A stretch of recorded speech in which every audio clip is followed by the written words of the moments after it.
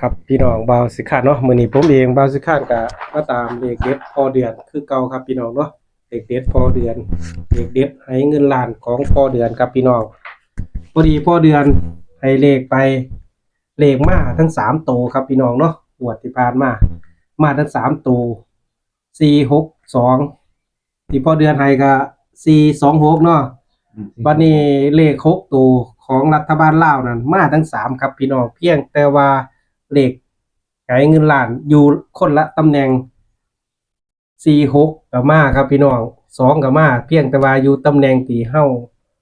บ่ต้องการครับพี่น้องเนาะรอบนี้ผมเองบ่าวสินค้าก็เลยมาตามมาอีกรอบนึงครับพี่น้องว่าสิได้ตัวใดครับพี่น้องเขาก็มาเบิ่งด้วยกันเนาะเพราะว่า FC ตั้งสงสัยว่าเลขมันมาอยู่แต่ว่ามันบ่เข้าตำแหน่งที่เฮาต้องการครับพี่น้องเนาะมื้อนี้ก็มาเบิ่งด้วยกันเนาะพี่น้องเฮา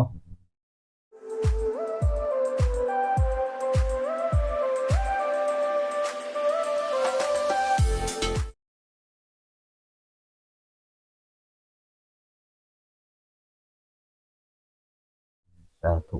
สาธุสาธุนะโมตัสสะภะคะวะโตอะระหะโตสัมมาสัมพุทธัสสะนะโมตัสสะภะคะวะโตอะระหะโตสัมมาสัมพุทธัสสะนะโมตัสสะภะคะวะโตอะระหะโตสัมมาสัมพุทธัสสะอิมินาสการะนะตังพุทธังอภิปูชยามะอิมินาสการะนะตังธัมมังอภิปูชยามะอิมินาสการะนะตังสังฆังอภิปูชยามะอะระหังสัมมาสัมพุทโธภะคะวะพุทธังภะคะวันตังอภิวาเทมิสวากขาโตภะคะวะตาธัมโมธัมมังนัมมัสสามิสุปฏิปันโนภะคะวะโตสาวกสังโฆสังฆังนามามิสาธุสาธุสาธุเด้อครูบาอาจารย์คุณปู่ย่าตายายคุณบิดามารดาต้องบ้านภูมิเงินก็ดีมื้อนี้พาเองก็สิขอเสียงโชคลูกปิงปองเพื่อที่เป็นแนวทางโชคลาภให้กับพี่น้องให้กับ FC ที่อยู่ตามอำเภอต่างจังหวัด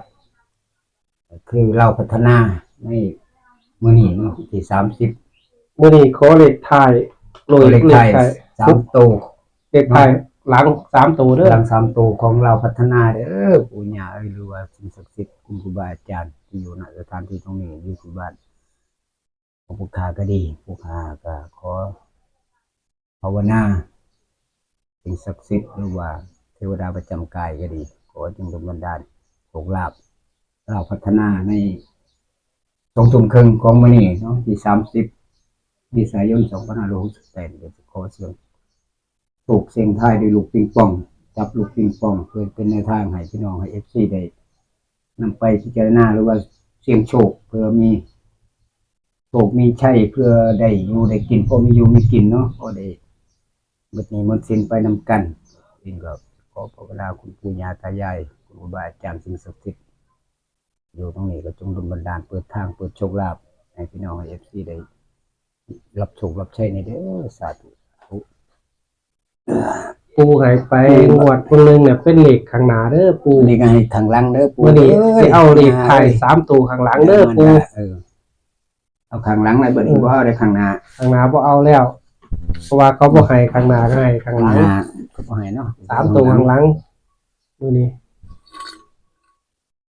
สาธุสาธุสาธุสาธุเด้อปู่ย่า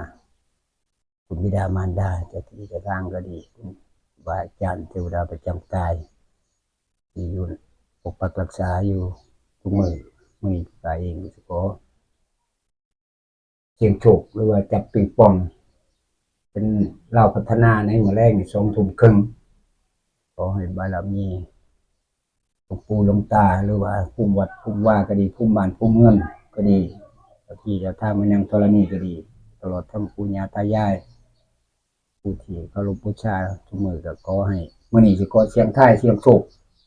ไปจับลูกปิงปองให้ FC ให้พี่น้องได้นำไปเสี่ยงโชคมื้อแรกเป็นเราพัฒนา2 ทุ่มครึ่งขอให้ต้องเปิดโชคเปิดลาภเปิดการเงินการงานให้พี่น้องให้ FC ได้มีอยู่มีกินเด้อสาธุสาธุ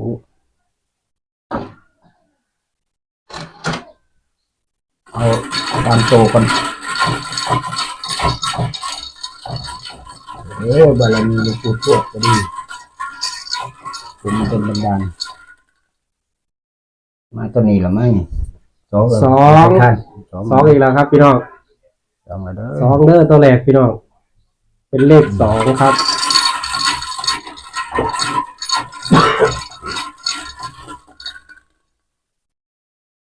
เลขสามครับพี่น้องเป็นเลขเลี่ยงนะครับ เด็กเลี้ยงมาเด้อคนนี้ สอ เนาะ งสาม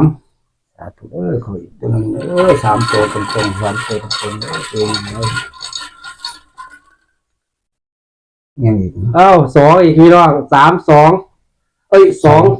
สามสอง 232เนาะ ครับสองสามสองครับพี่น้องเนาะ สาธุมันจะขอเสียงโชคเลขล่างเนาะ2ตัวขอให้ปังเฮงๆเด้อในมื้อนี้ล่ะเราพัฒนา สองสามสองหนึ่งครับพี่น้อง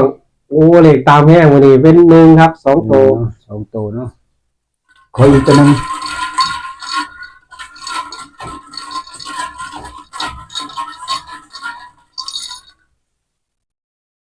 ห้าเป็นหนึ่งหาครับพี่น้องสองตัวล่าง ตัวล่าง 15 ครับพี่น้องเดี๋ยวพอเดือนเขียนรายละเอียดให้เบิ่งอีกรอบหนึงเนาะ เขียนอย่างนี้สิเขียนให้สาธุมาแรกนี่ซ้ำ2 ทุ่มครึ่งเด้อปู่ย่าเอ้ยสิ่งศักดิ์สิทธิ์ครูบาอาจารย์จงดลบันดาลคอยปังๆเฮงๆในมาแรกน่ะ2 ทุ่มครึ่งเราพัฒนาที่30เมษายน2568ขอปู่ย่าจงดลบันดาลประทานพรโชคลาภสาธุให้พี่น้อง FC ได้มีอยู่มีกินเด้อกระดาษเด้อเมื่อกี้ดิ้นเหรอ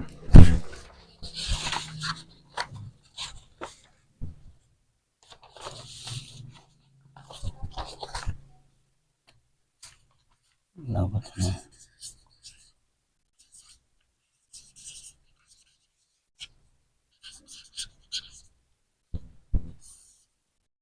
30 ไม่ใช่ยน คือว่ามื้อสุดท้ายเดือนนี้พี่น้องเนาะ สุดท้ายเนาะมัน ครับ สิ้นเดือนนำ สุดท้ายสิ้นเดือนของเมษาแล้วให้ปังสามตัวเด้อปู่สองสามสอง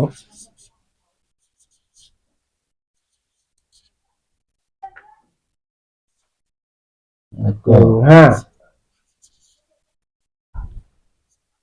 นึ่งห้าล่างครับพี่น้อง ล่างเนาะ ครับ สี่ก็พิจารณาเอา ครับ ช่วยกันเบิ่งเพื่อเป็นไป ที่บ่ได้ตัดให้เนาะพอเดือนเนาะ บ่ได้ตัด บ่ได้ตัดให้ ตัด ให้ FC ไปตัดเอาเอง มักตัวใดก็ตัดคู่เอาเองเนาะ ตัดครัวเองครับพี่น้อง ว่าผ อ่าม ยัน ตัวเลขมันได้มาแบบนี้เนาะพอเดือนเนาะ มันก็ได้จังซี่ก็พี่น้องก็ตัดเอาเองพิจารณาเบิ่งช่วยกัน เดื เบิ่ อง นหน้าครับพี่น้องเนาะ เพื่อเป็นไปได้เนาะ ครับ แล้ว เพื่อตั ตัว ว เล เล ข ขปู่ย่าเพิ่นประทานพรโชคลาภให้หรือว่าเพิ่นเมตตาสงสาร ครับ แต่ผมเองก็เพียงแค่นี้เนาะ พอเดือนว่าตัวเลขให้เพิ่นฟังแน่ ตัวเลขเนาะก็มื้อนี้เสกโชคเลยว่าจับลูกปิงปองปู่กับย่าตายายหรือว่าสิ่งศักดิ์สิทธิ์อยู่นี่ก็ได้232ครับ 232คือบนเนาะ3ตัวบน 3ตัวบน 3ตัวบน323แล้วก็2ตัวล่างก็คือ15ครับ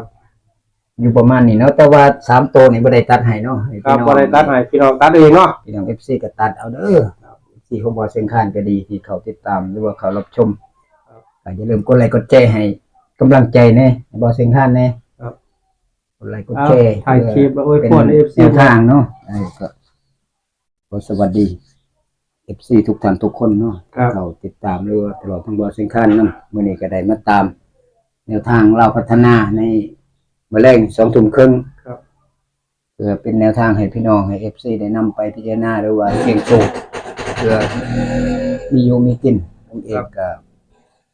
ได้มาขอหรือว่าขอจับลูกปิงปองหรือว่าขอเสี่ยงโชคกับปู่ย่าตายายหรือว่าคุณครูบาอาจารย์สิ่งศักดิ์สิทธิ์ที่อยู่ตรงนี้ก็ขอให้ปังๆเฮงๆเด้อให้ FC ทุกท่านทุกคนได้รับโชครับชัยมื้อแลง2 ทุ่มครึ่งเล่าพัฒนา ครับ ตัวเลขก็คือ232ส่วนเลขล่างก็คือ15ครับผม ฉะนั้นก็ขอ FC ทุกท่านทุกคนที่ติดตามช่องบ่าวเชียงคานก็ดีก็ขอให้มันหมานปังๆเฮงๆรวยๆมีเงินมีทองสุขสุขคนมีแต่ความสุขความเจริญเด้อไปเองก็ขอ สาธุให้ ภาวนา ปัง3ตัวเนาะ ตามตัว เย็นนี้ครับพี่น้อง เย็นนี่2 ทุ่มครึ่ง